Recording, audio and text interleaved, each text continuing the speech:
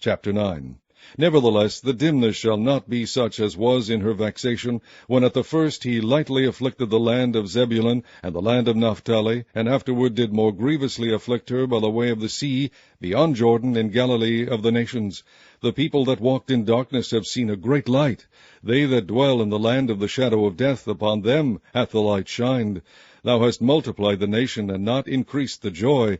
They joy before thee according to the joy in harvest, and as men rejoice when they divide the spoil. For thou hast broken the yoke of his burden, and the staff of his shoulder, the rod of his oppressor, as in the day of Midian. For every battle of the warrior is with confused noise, and garments rolled in blood.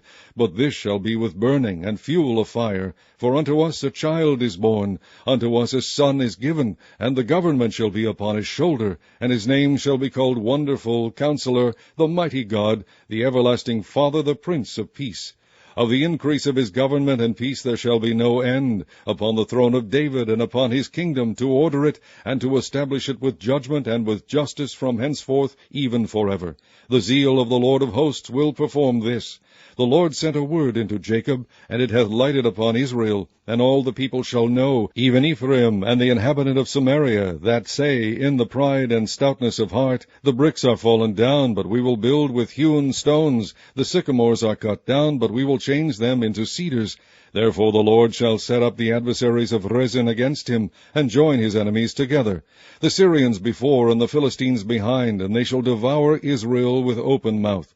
For all this his anger is not turned away, but his hand is stretched out still. For the people turneth not unto him that smiteth them, neither do they seek the Lord of hosts. Therefore the Lord will cut off from Israel head and tail, branch and rush, in one day.